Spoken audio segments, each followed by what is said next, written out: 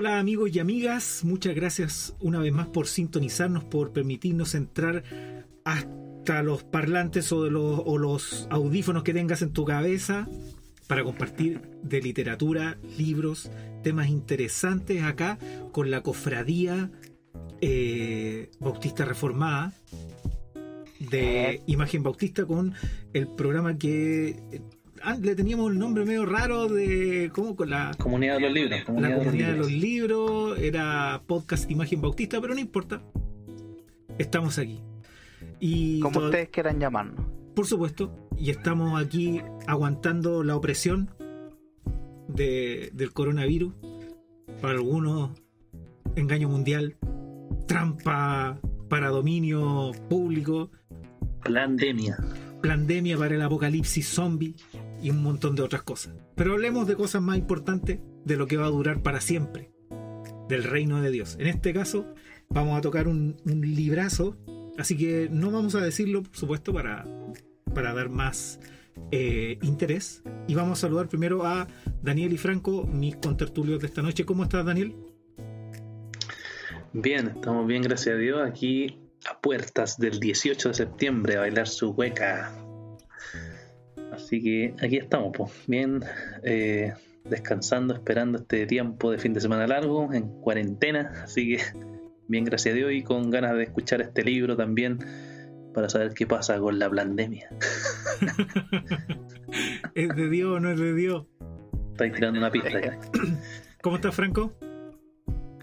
Excelentemente bien, motivado. Es un libro que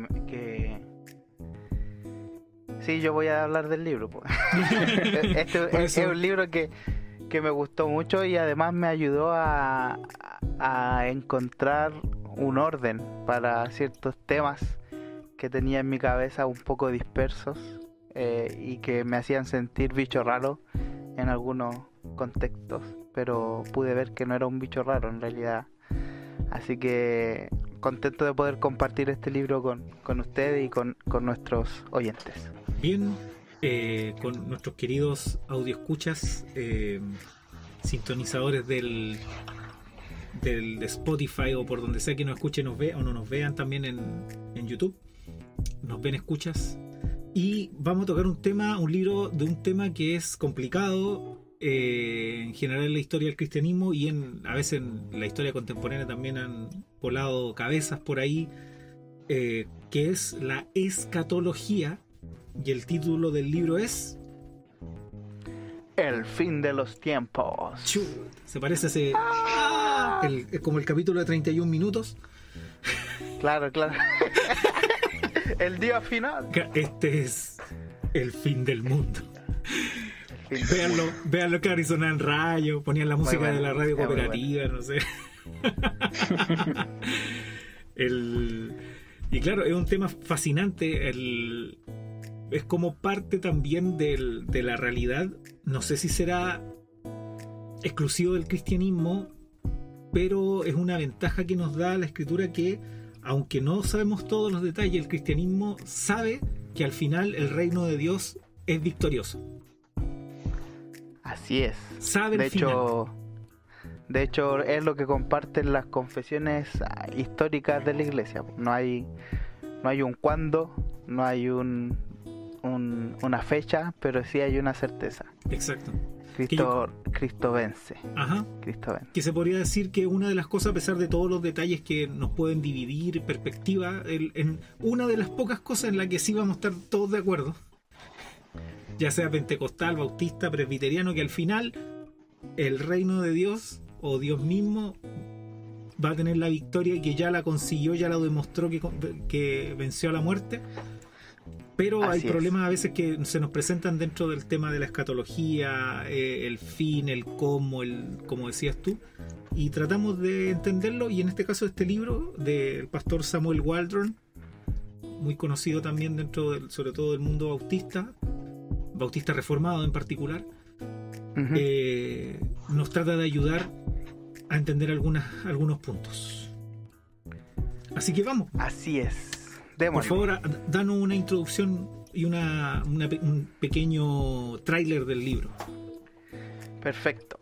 Bueno, lo primero que decir, este libro es como ya dijiste tú, Pastor Sam Waldron, que es decano del Covenant Baptist Theological Seminary, y es también pastor de la Iglesia Reformada, Bautista Reformada de la Gracia en Owensboro, no sé cómo se pronuncia, Westboro, en Estados Unidos.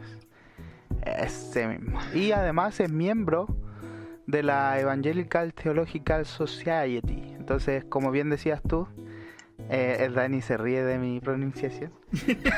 mi Como bien decías pronunciation. tú, También me río la mía, así que no hay problema. como bien decías tú, él es muy conocido y se le tiene mucho aprecio en el movimiento bautista reformado, pero también en el movimiento evangélico general en Estados Unidos. Un pastor que ha hecho ahí hartos aportes.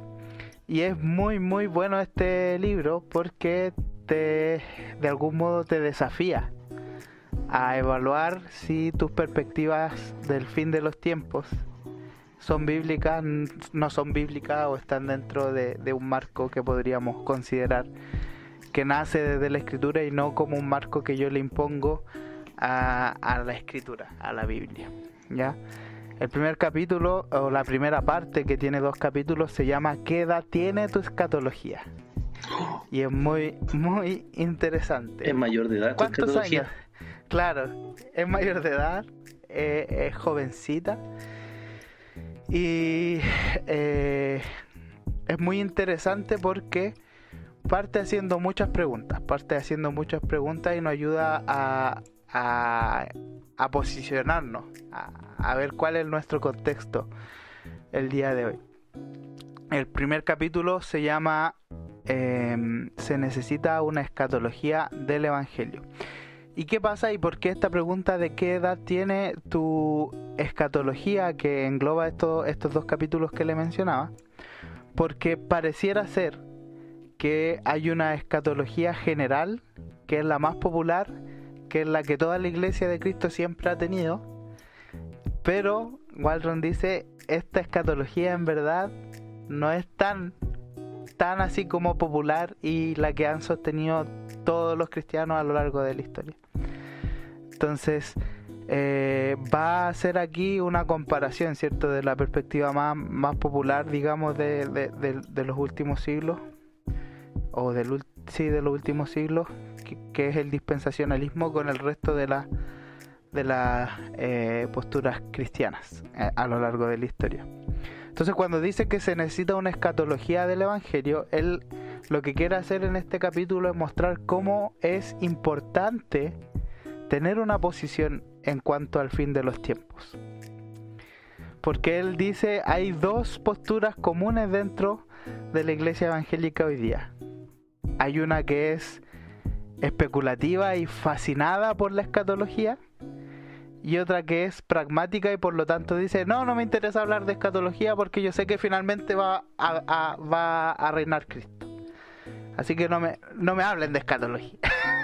Sí, buen punto. De hecho, yo me acuerdo hace tiempo cuando recién llegó a la librería este libro de Waldron, le eché una ojeada y la primera parte que sí que me dejó loco fue que inició la escatología diciendo qué es lo que decía Jesús con respecto al fin, o con respecto a cómo analizaba, y ese ahí me dejó de cabeza. O sea, dije ya vamos a llegar allá, voy a tomar, ya.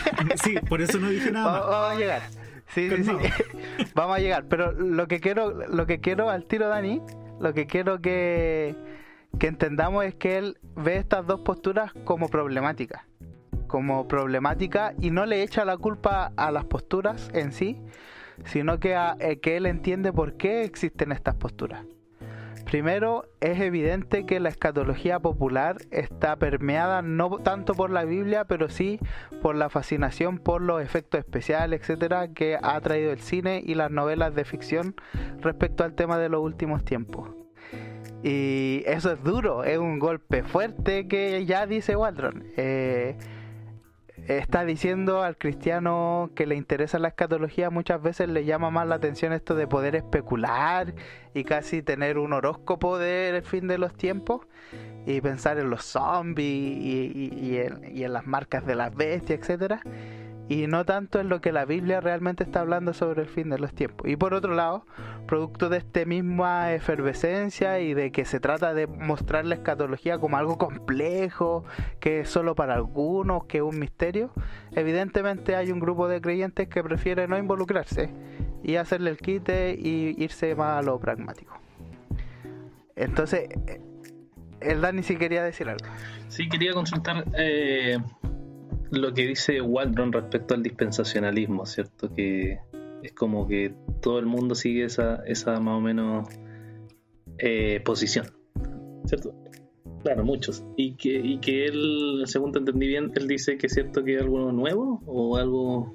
No creíanlo antiguamente, más o menos lo de reformado eso. Entonces hay algunos que van a responder como objeción de vuelta. Creo que hay un libro de Reilly que habla de que el dispensacionalismo en verdad no es nuevo, sino que está igual a través de toda la historia de la iglesia. Entonces, él nos aborda un poco eso, responde eso o no. Absolutamente. De hecho, es así. Después de explicar este contexto, él entra al segundo capítulo que se llama "Pero, ¿cómo puede todo el mundo estar tan equivocado?" Y exactamente tiene que ver con lo que tú decías, Daniel. Aquí ya Waldron empieza a poner paños fríos al asunto y empieza a decir sí, actualmente no podemos negar que hay una gran mayoría que tiene y asume esta postura como la postura cristiana y bíblica, ¿cierto? Pero él dice, pero esa pretensión de que es muy antigua y que ha estado siempre es problemática. Y él empieza a mostrar por qué. Y precisamente él cita a un estudioso, a un erudito del dispensacionalismo que es Feinberg, que él asume, ¿cierto?, que el dispensacionalismo en sí está presente incluso antes en los padres de la iglesia y todo el tema. Pero Waldron va a mostrar cómo esto no es así. Y lo va a hacer mostrando cuáles son las perspectivas históricas que se fueron desarrollando a lo largo de la historia de la iglesia. Él muestra cómo efectivamente en el primer siglo y en la iglesia primitiva, más o menos hasta Agustín, lo que más era común en la iglesia era una postura premilenial. ¿Qué quiere decir esto? Que ellos creían que el Señor Jesús iba a venir en su segunda venida y iba a establecer un reino de 1000 años donde él iba a reinar tanto sobre creyentes o santos como sobre impuros o incrédulos, ¿cierto? Paganos, impíos, como a algunos les gustaría decir.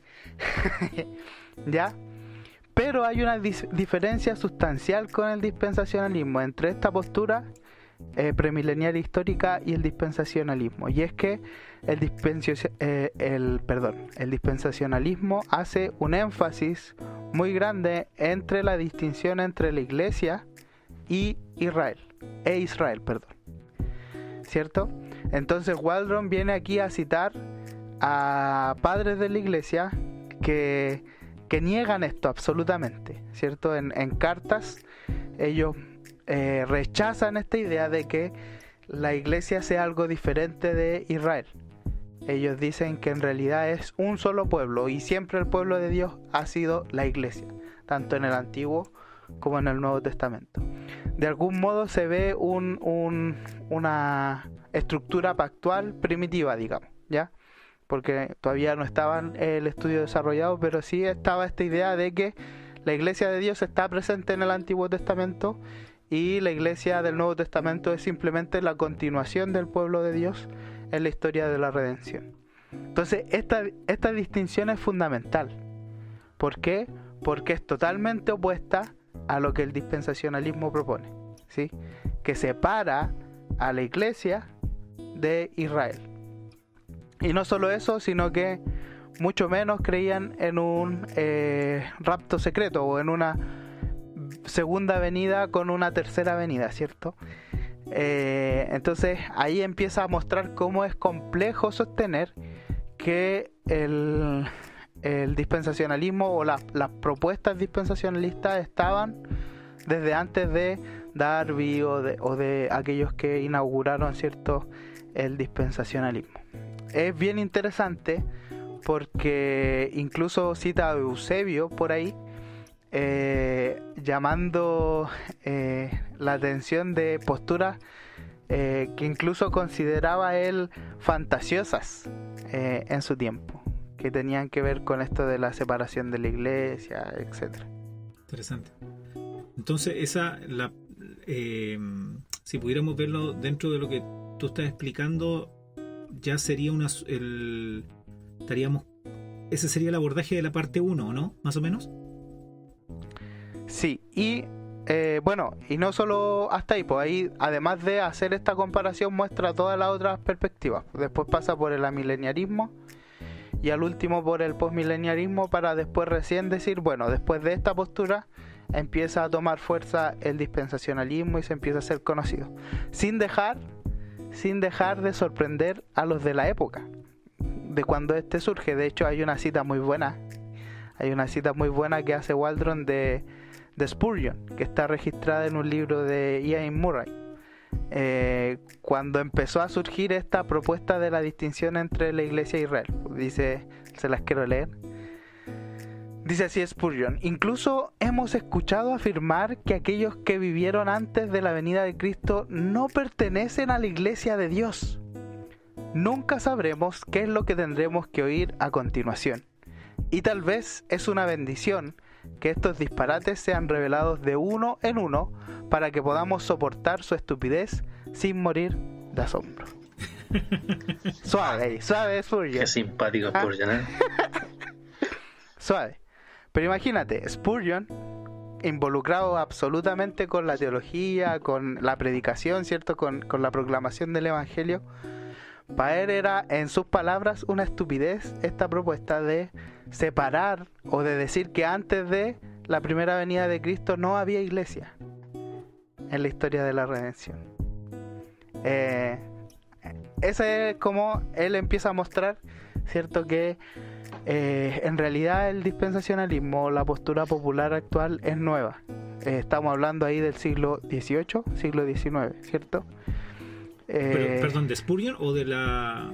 De Spurgeon siglo XIX, porque era 1800. Sí, está en el límite. Sí, correcto. Ahora lo que igual me venía a la mente es que Waldron igual está pensando en el dispensacionalismo clásico, ¿no? Correcto, buen punto también ahí. Spurgeon también. Absolutamente. Este es el clásico, el original, por decirlo de alguna manera, o el primero, ¿cierto? Porque también sabemos que hoy día, al igual que hay muchas teologías del pacto, también hay muchas variaciones y matices dentro del mismo dispensacionalismo. Tenemos dispensacionalismo progresivo, etcétera. Pero Waldron no está hablando de posturas teológicas académicas, digamos, sino que él está abordando en sí la postura popular, o la postura más transmitida, la postura del hermano que va a la iglesia los domingos y aprende del pastor, pero también aprende de leer Los Dejados Atrás, o más que leer, de ver las películas de Los Dejados Atrás, o esa película que hizo Nicolas Cage. Imagínate Hollywood haciendo una película del rapto. Impactando la cultura. Correcto. Entonces a eso está tratando de llegar Waldron, digamos, para mostrarles que hay más opciones, y la historia de la iglesia es rica en presentarnos otras posturas. Entonces, después de este punto comparativo, ¿cuál es el siguiente paso que aborda Waldron para mostrar una perspectiva que él cree y demuestra que está más de acuerdo con el Evangelio? ¿Cierto? Sí. Esta segunda parte es fundamental en todo el libro. Esta segunda parte es como la médula, diría yo, o a mi parecer es la médula del libro, porque precisamente se llama la escatología hecha sencilla. Y de hecho Waldron parte diciendo algo así como: ya, vimos todo lo complejo que el hombre puede hacer las cosas simples. Cómo el hombre puede complejizar tanto las cosas que Dios sencillamente nos entrega en su palabra. Entonces, dice, ahora pasemos a abordar lo sencillo de la escatología al mirar las páginas de la Biblia. y empieza a llamar la atención acerca de que el tema de la sencillez de la escatología tiene que ver con cómo nosotros leemos la Biblia, cómo nos acercamos a la Biblia para entenderla, para leerla. Y da 3 tips o 3 puntos que son clave para poder leer la Biblia y no complicarnos en el intento. ¿Ya? No confundirnos en el intento y terminar entendiendo lo que queremos entender o no entendiendo nada simplemente. ¿Sí? Evidentemente, Waldron no está negando la intervención del Espíritu Santo para la comprensión. Pero como no niega el Espíritu Santo para la comprensión, tampoco niega el hecho de que la Biblia fue escrita por hombres inspirados por Dios y con técnicas humanas, digamos, ¿cierto? Se usó distintos tipos de literatura, como la poesía, como la narrativa, ¿cierto? Y por lo tanto debemos respetar las reglas lingüísticas para poder leer la Biblia. Pero estos tips no tienen que ver tanto con la gramática y la semántica y todas esas cosas que nos hacen sufrir en el colegio, sobre todo a los que somos más matemáticos, sino que con otro tipo de cosas.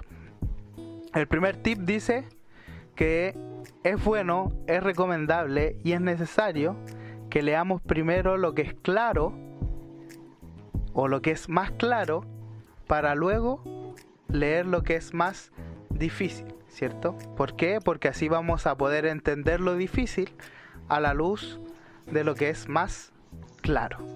¿Sí? Eso es un principio hermenéutico. Claro. Es un principio hermenéutico, ¿cierto? Y de ahí viene la idea de que la Biblia interpreta a la Biblia. Porque yo voy a ir a los pasajes difíciles luego de haber visto los pasajes fáciles o los pasajes más claros que hablen acerca de un mismo tema. Entonces, de ahí vamos a ver cómo lo aplica Waldron. Después nos dice el segundo tip que debemos leer aquello que es literal antes de lo que es figurado, ¿cierto? Por lo tanto, deberíamos irnos a las narrativas, a las cartas o a los evangelios antes que a los textos de profecía, por ejemplo, o al mismo Apocalipsis, que tiene, ¿cierto?, una literatura más figurada, más de imágenes, ¿cierto?, de representaciones. Y el tercer tips, Waldron dando tips, es lo general para después ir a lo detallado, ¿cierto? Como dirían ahí los pastores, primero se observa el bosque en un avión y después entramos en el bosque y miramos árbol por árbol, los animalitos que hay adentro, ¿cierto? Etcétera. ¿Sí? Entonces primero necesitamos ver una estructura más general para después ir entrando en los detalles. Y respecto a esto de lo general o la estructura más grande, también Waldron argumenta que hay estructuras que se pueden identificar fácilmente en la Biblia que nos permiten comprender mejor después los temas detallados. Antes de decir eso, ¿quieren comentar algo respecto a los 3 tips de cómo leer la Biblia? ¿Lo han usado ustedes? ¿Les han servido? Yo lo encuentro fantástico, muy, muy claro para interpretar, digamos, estos temas que son o parecen bastante complejos. Creo que son muy buenos tips o pasos a seguir para interpretar. Sí, absolutamente Así de acuerdo. es. Bueno, bien. Yo opino lo mismo que ustedes. De hecho, por eso me gustó tanto el libro. Amén. Bien. Entonces estas son 3 estructuras también. Son 3 estructuras. La primera es darnos cuenta de cuál es el sistema propio que la Biblia presenta, o cómo presenta y muestra la historia la Biblia. Y Waldron va a decir, si nosotros nos fijamos bien, la Biblia presenta la historia de la humanidad o la historia de la redención en 2 edades o en 2 siglos. ¿Ya? Después vamos a ver cuáles son esos siglos. En segundo lugar, la Biblia nos enseña que hay un punto, una línea que divide estas dos edades, ¿cierto? Y que esa línea y ese momento es el juicio de Dios. El juicio de Dios general, ¿cierto? Tanto para los santos como para los incrédulos. Y finalmente, también la Biblia nos presenta que hay una segunda venida de Cristo que trae un reino escatológico o un reino consumado, un reino que todos anhelamos que se haga presente. Estas son las tres grandes estructuras que Waldron argumenta en este libro, que están presentes en la Biblia y que podemos identificarlas y que son necesarias de tener presente antes de ir a leer los textos más complejos o más figurados, ¿cierto? Como Daniel o como Apocalipsis.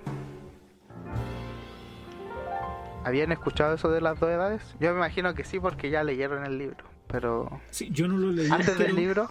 Yo no lo leí entero, de hecho quiero retomarlo, lo iba leyendo y después dije ya voy a parar para leerlo bien, pero fue uno de los aspectos que fue lo primero que vi en el libro, porque el libro está lleno de esquemas visuales para eso darse es a entender. fantástico. Para darse a entender. Eso es Entonces, es fantástico. Es lamentable que aquí no podamos mostrarles los esquemas. la primera vez que lo tomé, le eché una ojeada así rápido para conocerlo un poquito en el sentido de librero, para recomendarlo, si me preguntan qué perspectiva, etcétera. Y cuando vi los esquemas quedé así ¡puff! Porque fue el primer esquema que vi, que es donde sale lo que tú estás relatando, que lo vas a decir tú, yo creo, sí, para no hacer spoiler. Sí, las dos edades, ¿cierto? Las dos Sí. edades. Excelente. Sí. Yo lo leí hace tiempo igual, pero lo leí rápido, me acuerdo. Pero sí me acuerdo de los esquemas, me acuerdo también de lo sorprendido que uno queda cuando ve que algo que parece tan complejo se hace tan sencillo. Y queda como bastante sorprendido después como eso como que encaja en todo el sistema que, bueno, Waldron plantea y que por lo menos yo adhiero a la posición de... Correcto. Vamos a mencionar eso también. De hecho lo iba a hacer al principio. Pero evidentemente Waldron asume una postura escatológica a partir de todo esto que va a explicar, ¿cierto? Pero él quiere mostrar, más que la postura escatológica, que nosotros tengamos herramientas para evaluar si nuestras convicciones se ajustan al modelo que la Biblia plantea, ¿ya? Sí, es genial, sobre todo el tema de los esquemas visuales que ayudan como harto a hacerse una imagen mental. Sigue esta parte ya entrando derechamente a cuál es este sistema propio de la Biblia, cuál es el esquema básico que la Biblia presenta, y él argumenta que estas dos edades son leídas en el Nuevo Testamento como el siglo presente y el siglo venidero, ¿ya? Y hay citas bíblicas por montones, así que cuando lean el libro se van a dar cuenta. Y una de las cosas que él dice es que estos dos siglos, el siglo presente y el siglo venidero, además dentro de ellos tienen edades particulares o momentos en la historia que pueden ser reconocidos, pero que están todos dentro de estos grandes marcos, el siglo presente y el siglo venidero. Aquí él habla acerca de tres presupuestos o de tres conclusiones que se pueden observar al analizar este esquema de manera básica o de manera más general, digamos, leyendo las cartas de Pablo, leyendo a Juan o los evangelios en general, podemos llegar a estas conclusiones. Primero, que este siglo y el siglo venideros, tomados juntos, si nosotros los tomamos los dos, engloban todo el tiempo. Es decir, si yo junto este siglo y el siglo venidero, tengo toda la historia de la redención, incluido el estado eterno, ¿sí? Que es el reino de Dios establecido. Alguien podría decir, pero ¿cómo si es la eternidad y no hay tiempo? ¿Dónde dice que no hay tiempo? Y es una de las cosas que Waldron en la última parte va a ir conversando, ¿cierto? Que el hombre como criatura jamás va a vivir fuera del tiempo, porque es una condición que Dios estableció como ley, solo que es un tiempo sin fin. Y es muy interesante. Y ahí él incluso va mostrando cómo han ido cambiando las traducciones de la Biblia a partir de esta mejor comprensión del término. Claro, porque ahí también, está involucrado Está involucrado un atributo de Dios. Absolutamente. que es incomunicable, ¿cierto? Que es el poder estar fuera del tiempo. ¿Sí? Es hermoso ir leyendo estas cosas así, es como para quedarse 2 horas pensando. ¿Sí? Pensando, ¿qué es el tiempo? ¿Qué es el tiempo? Claro. Otra de las cosas, antes de seguir con la segunda presupuesto, es que estas 2 edades son tanto temporales como espaciales. Ya no tienen que ver solo con cronología, sino que también con todo lo que involucra, ¿cierto? El espacio, la creación, todas las cosas. Eso es muy importante de que no se me olvide. Bueno, la segunda conclusión es que este siglo y el siglo venidero son estados cualitativamente diferentes de la existencia humana y periodos cualitativamente diferentes en la historia del mundo. ¿Qué quiere decir esto? Que este siglo es infinitamente diferente del siglo venidero, ¿ya? Tanto en los estados para las personas como en la creación misma, ¿ya? Es bacán esto, porque cuando cita a Pedro y habla de el juicio por fuego y la nueva tierra y el nuevo cielo, bueno, él dice, no es espiritual, eso es real, es el Señor haciendo o redimiendo toda la creación. Es genial, es maravilloso. Y la tercera conclusión es que este siglo y el siglo venidero están separados por el juicio de los malos y la resurrección de los justos que concluirán este siglo e inaugurarán el siglo venidero. ¿Cierto? Que es lo que hablábamos, que la separación entre estas 2 edades es el juicio de Dios. Ya. Bien. ¿Qué vemos después? Entramos al detalle de los 2 siglos o de las 2 edades. ¿Ya? ¿Por qué es bueno este detalle de las 2 edades? Porque aquí ya él empieza a mostrar los contrastes que hay entre el siglo presente y el siglo venidero. Por ejemplo, que este siglo presente es siempre malo. Y ahí él cita a Pablo, ¿cierto? Y por ejemplo que dice el presente siglo malo, ¿cierto? O los hijos de este siglo. Siempre está dándole una connotación negativa, una connotación mala de que en realidad el presente siglo no tiene arreglo en sí mismo, ¿cierto? O naturalmente. Naturalmente. ¿Sí? ¿Y dónde está la redención de la cultura? Rayos. No, pero no niega eso. No niega eso. Pero la redención, el cambio evidente por el reino de Dios, solo se consigue sobrenaturalmente. Es decir, cuando Cristo viene. Bueno, ahí vamos a ver qué problema genera eso. En segundo lugar, dice que este siglo está en sus últimos días. Y aquí esto es muy, muy interesante. ¿Por qué? Porque él empieza a mostrar cómo Pablo empieza a usar esta idea de los últimos días. Y como el mismo Jesús dice que ya estamos en los últimos días. Que es este periodo del siglo presente en el cual el reino de Cristo ya está extendiéndose por la conquista a través de la predicación del Evangelio en las manos de la iglesia, ¿cierto? Es genial. Y lo tercero es que las grandes realidades del siglo venidero han irrumpido y están operativas en este siglo. ¿Qué quiere decir esto? Que de algún modo hay una especie de intersección o traslapación entre el siglo presente y el siglo venidero. ¿Por qué? Porque Cristo vino y Él inauguró de algún modo el siglo venidero sin que Él esté consumado, ¿cierto? Que esta idea del ya, pero todavía no. Exacto.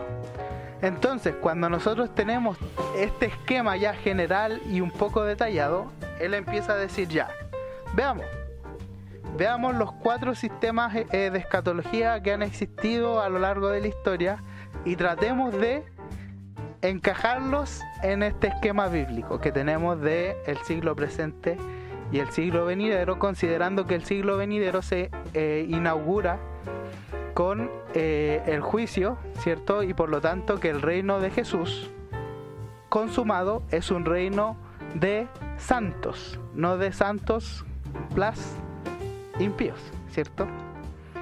Entonces él toma y dice, ya, están los grupos de sistemas que son premileniales, que por lo tanto ellos creen que Jesús viene e inaugura un reino milenial sobre la tierra, pero que este reino está sobre santos pero también impíos. Él dice, ¿cómo metemos eso en el esquema bíblico? Imposible, dice Waldron, no cabe por ¿dónde ningún estaría? lado. ¿Estaría en el siglo presente o en el siglo venidero? Es el tema, ¿cierto? Pero la Biblia nos enseña que el juicio y la venida de Cristo inaugura el siglo venidero. Por lo tanto, no cae, no calza, no hay cómo juntarlo, tanto para el premileniarismo histórico como para el dispensacionalismo. ¿Sí? Entonces nos quedan dos sistemas, y él dice que son los sistemas postmileniales, o los sistemas que argumentan que la venida de Cristo es posterior al reino milenial. Y él dice, bien, ¿cuál es el problema? Dice Waldron, que la Biblia no nos enseña de una mejoría a partir de la predicación o de la evolución, que sería la otra postura, ¿cierto? Porque Waldron dice que esta perspectiva de ir a mejor naturalmente, es en realidad la influencia del evolucionismo en el cristianismo, ¿ya? En el sentido sociológico, eso sí. En el sentido sociológico y natural, ¿cierto? De que las personas van a mejorar, van a ser más buenas, ¿cierto? También de que la naturaleza va a ir mejorando, porque obviamente si el hombre empieza a portarse mejor, todas las cosas van a ir mejor. Y es obvio, si el evolucionismo eso es lo que plantea, ¿cierto? Ir a mejor. Pero también dice que eso permeó, ¿cierto? La idea de que por el evangelismo esto también iba a ir mejorando, iba a ir, ¿cierto? La iglesia ganando mucho más terreno, y al final cuando Dios viniera ya todo prácticamente iba a ser bueno, y iba a estar listo, ¿cierto? Para que el Señor reine. O iba a haber un reino milenial con Cristo reinando desde el cielo hasta que Él viniera después de esos 1000 años. Waldron dice no, el reino consumado de Dios solamente ocurre, o esta mejoría absoluta de la nueva tierra, de los nuevos cielos, del reino solamente compuesto por santos, solo ocurre luego de la segunda venida de Cristo y del juicio. Por lo tanto, obviamente él dice, el único sistema que calza en esta estructura bíblica es el amilenialismo. Y él empieza a argumentar. Ojo, que yo lo estoy hablando súper rápido, pero sí, él pone ahí los textos bíblicos, hace las comparaciones, etc. Sí, pues estamos presentando el libro en sí. Algún día haremos un estudio bíblico más detallado. Correcto. Pero sí, pues claro, estamos haciendo una presentación. ¿Ah? Esto es podcast de libros, no es estudio bíblico. Correcto. No, pero es fascinante ya el hecho de, como te decía yo, personalmente cuando vi ese asunto de este siglo y el siglo venidero, que sale tantas veces incluso en las palabras del mismo Señor, muchas cosas se te descuadran cuando, o mejor dicho, tienes que forzarlas para que te calcen en el sistema que tú quieres encontrar en las Escrituras. Absolutamente. Y vas a tener muchos problemas, porque la verdad que Waldron de repente, ¿cómo se llama esto? Cuando alguien trata de presentar algo que siempre te lo han presentado como complejo y lo presenta como algo, no digamos que te soluciona todos los problemas, como se dice, pero te lo presenta tan evidente que uno no lo ve, que es como cuando te pegan un tortazo en la cara y uno dice, pero ¿y cómo no lo vi? Claro. Y estaba presente, siempre estuvo, y de repente, ¡puaf! Entonces te deja, ¿cómo se llama esto? ¡Plop! Porque te das cuenta y dices, sí, pues ahí está, y no lo está forzando. Todo eso es muy interesante. Así es. De hecho, yo conversando con incluso gente muy cercana a mí, cuando yo les planteaba estas cosas, me decían, pero ¿cómo si siempre nos han enseñado de otra forma? Yo decía, pero sí está bien, pero yo no te estoy diciendo, no te estoy diciendo cómo deberían haberte enseñado. Yo lo que quiero que veas es, piensa en la Biblia. ¿Qué dice la Biblia? Entonces, estamos creyendo una escatología o estamos disfrutando de una escatología coherente con el Evangelio, coherente con la Escritura, ¿sí o no? Y eso es cosa de uno. Yo no puedo forzar a otro que crea lo mismo que yo, ¿cierto?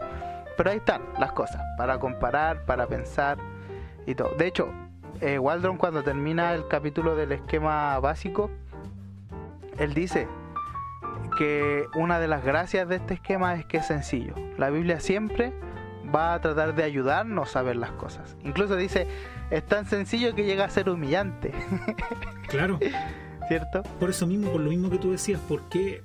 Porque también muchas veces está en la mentalidad de que la Biblia es un libro que está como ultra críptico para encontrar clave, y sobre todo esa fascinación que tenemos los seres humanos de decir, yo encontré la clave y nadie más la tiene, pero te la voy a decir, pero yo nomás la tengo, nadie más. Es ese sentido de como de, en el fondo es como controlar a Dios. Eso es lo que tú quieres, que yo lo tengo. Y controlar a la gente también. También decir, es decir, como yo tengo controlado lo que Dios dijo, yo nomás lo capté. Y también, claro, lo que dices tú, a la larga eso va a decantar en creer que podemos controlar a la gente también. Bien, entonces, como veníamos diciendo, es genial esto de que él presente un esquema sencillo, sin darle tanta vuelta, sin hablar de símbolos y todo el tema todavía, porque al final, en la tercera parte, él lo va a hacer, pero ya lo va a hacer con una estructura clara general, cosa de que las otras conclusiones salgan, ¿no? Claro, que es lo que ha estado haciendo, demostrando todo este rato, que es la estructura general para que lo demás tenga un sentido sencillo en el buen sentido de la palabra. Así es, un sentido, sí, que sea deducible, no con una clave así secreta y que hay que llegar a cierto nivel, ¿no? Leyendo la Biblia y viendo y contrastando con aquellos pasajes que son más claros. De hecho, esta segunda parte, que como yo decía, es la más extensa y también creo que es la que le da como la columna vertebral al libro. Él termina aplicando toda esta estructura, considerando los pasajes escatológicos que no son Apocalipsis, por ejemplo Mateo 13, 1 Corintios 15, ¿cierto? Y él pone esta estructura y al final él habla de Apocalipsis 20 específicamente, y él pone esta estructura de nuevo y muestra cómo esta estructura calza en Apocalipsis 20 y cómo se ajusta al sistema amilenial, en este caso, que es el sistema que él adhiere, ¿cierto? Y es genial porque no lo fuerza, sino que él va mostrando ahí la naturalidad con la cual la Biblia presenta esta idea de el siglo presente, el siglo venidero y el juicio como punto intermedio o como punto de quiebre entre las dos edades o los dos siglos. Perfecto. Genial. Sí, la verdad que, bueno, como dices tú, aproximadamente resumiste casi la mitad del libro, casi, porque es cerca de 300 páginas, y la verdad que después ya viene todo también un sistema con respecto a preguntas, y es un libro que es bastante dinámico en su lectura. Yo, como te decía, aunque no lo leí entero, lo voy a releer, pero desde el principio, pero continuamente, para que no me interrumpa otra lectura. Eso es lo que quiero hacer, por eso lo dejé a un ladito. Estoy por terminar una lectura, entonces quiero terminar esa lectura y después tirarme a lo mejor con pero bien. Así que, bueno, te agradecemos tu estudio, tu exposición. Se nota que es un libro fascinante, pero al mismo tiempo, como decías tú, a veces los libros escatológicos tienden a ser como inalcanzables, así, y voy a tener que, un libro tan difícil, nunca lo voy a entender, y al final, claro, el creyente promedio dice, sin mirar en menos, sino que por la dificultad que a veces se pone, la persona dice, ¿sabes qué más? Bueno, ya con lo que me han dicho me quedo y hasta luego, o mejor, ya, no importa, si total estoy con el Señor, me voy a morir si el rapto mañana, no importa, lo que pase pasará. Va a pasar igual. Va a pasar igual y adiós. Claro, tampoco con eso no tratamos de decir que la persona tenga que volverse un experto, pero este libro la verdad que hace una aproximación bastante buena a través de hasta por decir una clave tan sencilla, que es decir, qué es lo que dijo Jesús y los apóstoles, con lo que es más luminoso. Correcto. Y después lo más complicado, lo figurativo, y lo que es puramente literatura apocalíptica, que claramente es más compleja. Sí, el tema, Carlos, y me gustaría insistir en eso, es que nuestra idea del fin de los tiempos también afecta en nuestra manera de vivir el cristianismo. Entonces es importante. De hecho, Hebreos plantea que es lo que hizo la diferencia entre los héroes de la fe y aquellos que se perdieron en el desierto, ¿cierto? Hebreos dice, ellos estaban mirando el reino escatológico. Ellos estaban mirando aquello que había de venir, aquello que ellos estaban seguros que iba a ocurrir. Entonces es importante, como dices tú, no ser un maestro erudito de la escatología quizás, pero sí conocerla, y conocerla que la Biblia nos plantea para vivir un evangelio íntegro, un evangelio completo, no un evangelio con incertidumbres. Obviamente no vamos a conocer todas las cosas, y esa es la maravilla del misterio de Dios. ¿Por qué? Porque vamos a seguirle conociendo en la eternidad y no va a ser agotable para nosotros. Así es. Pero hay cosas que están ahí, que están disponibles para nosotros, para que podamos disfrutarla y podamos glorificar a Dios por ello. Que eso es lo fundamental al final del conocimiento bíblico. Correcto. Darle gracias a Dios por su misericordia, ¿no? Ya vos, Franco, te agradecemos por todo este esfuerzo que tú has hecho. Bueno, es un libro, ¿dónde lo podemos conseguir y de qué editorial es? El libro creo que es de Faro de Gracia. Sí. Sí, de Faro de Gracia. Yo lo compré en CLC la primera vez en físico, ya, pero hoy día lo tengo en Logos también. Así que si alguien tiene Logos Bible Software, también puede adquirirlo a través de esa biblioteca. Perfecto. Y me imagino que las librerías online también deben tenerlo por ahí. ¿En Kindle no sabes si está? Me parece que no. No, ahí me pillaste. Creo que no está, en Faro de Gracia por Amazon. En general me parece que no tiene libro en Kindle. No edita mucho ebook. No, así que serían esos dos medios, por lo menos por ahora: librerías LC también, y Logos Software. Sí, que también un muy buen libro, y está accesible de leer, de seguir. Los mapas conceptuales y los esquemas ahí ayudan bastante. Ya pues, hermanos, gracias por sintonizarnos una vez más. Esperamos que también puedan mandar sus saludos, sus apreciaciones, sus opiniones, las cuales estamos atentos también para poder crecer y hacer cada vez un mejor programa para ustedes. Así que Dios les bendiga, y gracias por sintonizarnos, por descargarnos, por vernos en las redes que estamos compartiendo, y muchas gracias por sentir esa pasión también por querer conocer un poco más y acceder a recursos que nos hacen crecer y poder glorificar a Dios de mejor manera. Un abrazo para todos, que estén muy bien, hasta pronto, nos vemos.